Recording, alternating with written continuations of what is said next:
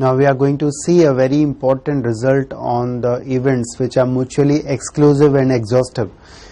देखते हैं events जो कि दोनों कंडीशन सेटिस्फाई करते हैं, that is mutually exclusive plus exhaustive की कंडीशन को सेटिस्फाई करते हैं.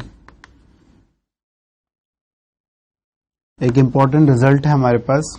हमने देखा था कि अगर events E1, E2, E3 and so on up to En mutually exclusive भी हैं और एग्जॉस्टिव भी हैं, तो उसके लिए कंडीशन क्या थी? एक तो उनका सम जो है वो सैंपल स्पेस के बराबर होना चाहिए और कोई भी एलिमेंट किसी भी दो इवेंट में कॉमन नहीं होना चाहिए. That means this should be phi provided I is not equal to J. एक इंपॉर्टेंट पार्ट ये है कि अगर इवेंट्स म्यूचुअली एक्सक्लूसिव या एग्जॉस्टिव हैं तो the sum of the probabilities is equal to 1. This is a very important result for us. इसको हम यूज करते हैं काफी प्रॉब्लम्स में. जैसे सबसे पहले एक एग्जाम्पल देखें. Again throwing of a die.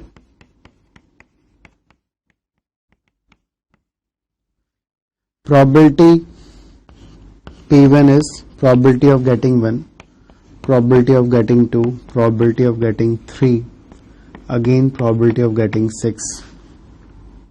You can see the event is equally likely. यहां पे किसी का फेवरेटिज्म नहीं हो रहा है. इसकी प्रोबेबिलिटी होगी 1/6, इसकी भी प्रोबेबिलिटी 1/6, इसकी भी 1/6. Simultaneously probability of 4, 5 and 6 has to be 1/6. The required probability is 1. ये 1 ही आएगी बिकॉज इवेंट्स क्या है? म्यूचुअली एक्सक्लूसिव है. अगर 1 अपेयर होगा तो हम ये नहीं बोलेंगे कि 2 भी अपेयर हुआ है. म्यूचुअली एक्सक्लूसिव है, कोई भी एलिमेंट कॉमन नहीं है और कोई भी एलिमेंट छूटा नहीं है, यानी कि ये एग्जॉस्टिव सेट ऑफ इवेंट की बात कर रहा है. तो 1 से 6 तक अगर हम सारे नंबर्स के प्रोबेबिलिटीज का सम करें तो उसको 1 आना ही आना है, बिकॉज जब भी एक्सपेरिमेंट होगा तो इनमें से कोई ना कोई इवेंट का अकरेंस जरूर होगा. ऐसा नहीं होगा कि कोई भी इवेंट अकरेंस नहीं हो रहा है. तो ये भी कह सकते हैं अगर सैंपल स्पेस में ये सारे एलिमेंट हैं, then the probability of occurrence of any one of these will be equal to 1. इनमें से किसी भी एक का occurrence जो होगा वो 1 ही होगा. इससे हम काफी अच्छे खासे प्रॉब्लम्स कर सकते हैं. Let us see all of them.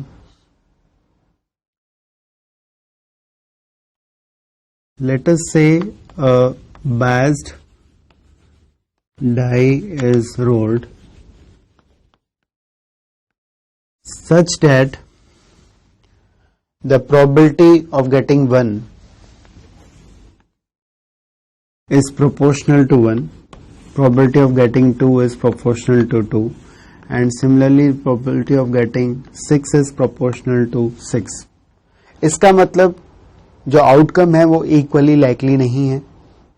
सबके आने की प्रोबेबिलिटी सेम नहीं है. 1/6 1/6 नहीं है. 1 के आने की प्रोबेबिलिटी कम है, 2 के आने की प्रोबेबिलिटी 2 के प्रोपोर्शनल है, यानी कि उसकी प्रोबेबिलिटी 1 से ज्यादा होगी. 6 के आने की प्रोबेबिलिटी 6 के प्रोपोर्शनल है. दैट मीन्स नंबर 6 यानी कि आउटकम 6 आने की प्रोबेबिलिटी सबसे ज्यादा होगी.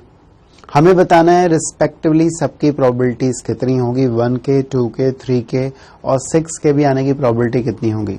यहाँ पे ये समझने वाली बात है, ये सारे इवेंट्स जो हैं अगेन म्यूचुअली एक्सक्लूसिव और एग्जॉस्टिव हैं. बिकॉज आउटकम 6 होंगे. एग्जॉस्टिव इसलिए कोई भी इवेंट जो है वो छूटा नहीं है, कोई भी आउटकम छूटा नहीं है. एग्जॉस्टिव इसलिए है यानी कि कोई भी दो में कोई भी एलिमेंट कॉमन नहीं है.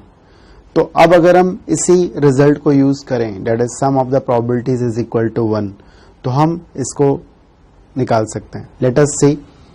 सो द प्रोबेबिलिटी ऑफ गेटिंग 1 1 के आने की प्रोबेबिलिटी अगर हम x मान लें तो 2 आने की प्रोबेबिलिटी होगी ट्वाइस ऑफ x, 3 की होगी 3 of x and so on. 4 के आने की प्रोबेबिलिटी होगी 4x और 5 के आने की प्रोबेबिलिटी होगी 5x, 6 के आने की प्रोबेबिलिटी होगी 6x। So we know the probability of getting 1, 2, 3, 4, 5 and 6, these all events are mutually exclusive and exhaustive. The sum of all the probabilities will be equal to 1. We can calculate x from here. यहाँ से हम x निकाल सकते हैं. This is 10 is equal to 21. We have x equal to 1 by 21.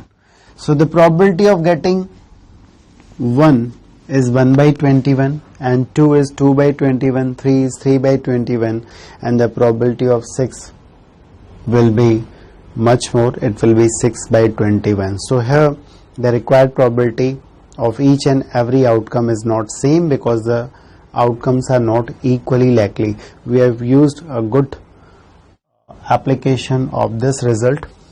Coming to one more result, एक और result की बात करते हैं, एक और एग्जाम्पल देखते हैं। 3 candidates A, B and C are appearing in an interview. ये तीनों एक इंटरव्यू में अपेयर हो रहे हैं। The probability of A getting selected is twice of B. B getting selected is thrice of C. If any one of these is selected, what is the probability of their selection? अगर इनमें से कम एक तो select होगा ही होगा, एक select होना ही है, ये दिया हुआ है, 2 भी नहीं होंगे, 3 भी नहीं होंगे, एग्जैक्टली एक ही सेलेक्ट होगा और इनमें से कोई ना कोई एक सेलेक्ट होना ही है, तो हमें ये बताना है कि सबके सिलेक्शन की प्रोबेबिलिटी क्या है। यहाँ पे अगेन अगर हम C को x मान लें, यानी कि C के सेलेक्ट होने की प्रोबेबिलिटी हम x मान लें, तो B के सेलेक्ट होने की प्रोबेबिलिटी जो होगी वो 3 टाइम्स ऑफ दिस और A के सेलेक्ट होने की प्रोबेबिलिटी इसका ट्वाइस होगी, यानी कि it will be equal to 6 times of x. Now again PA plus PB plus PC will be equal to 1. Why? Because the events are mutually exclusive and exhaustive. इसलिए because एक ही select होगा, A और B साथ साथ नहीं select हो सकते, तो कोई भी कॉमन पार्ट नहीं है। इसी तरह से B और C भी साथ साथ नहीं सेलेक्ट होंगे और इनमें से किसी ना किसी एक को सेलेक्ट होना ही है, यानी कि एग्जॉस्टिव है, कुछ भी छूटा नहीं है। तो यहाँ पे again we can see the sum of these will be equal to 1.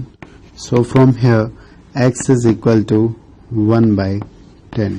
So the probability of A getting selected will be 6 by 10, B getting selected will be 3 by 10 and C getting selected will be 1 by 10. We have worked now the axiomatic approach of probability. We have seen number of good examples on these. In the coming lectures, now we will be working on the conditional probability. Conditional probability based theorem बहुत important theorem है, उसके बारे में जानेंगे और भी काफ़ी चीज़ें जानेंगे probability के बारे में। यहाँ तक का अप्रोच हमारे लिए बहुत important है। We have understood what is the axiomatic approach of probability. Classical definition हम अभी तक यूज करते थे, ऑल्दो दोनों ही रिलेवेंट हैं, कुछ प्रॉब्लम्स में हम दोनों के थ्रू चल सकते हैं, but the second approach will be more useful for us. Thank you students.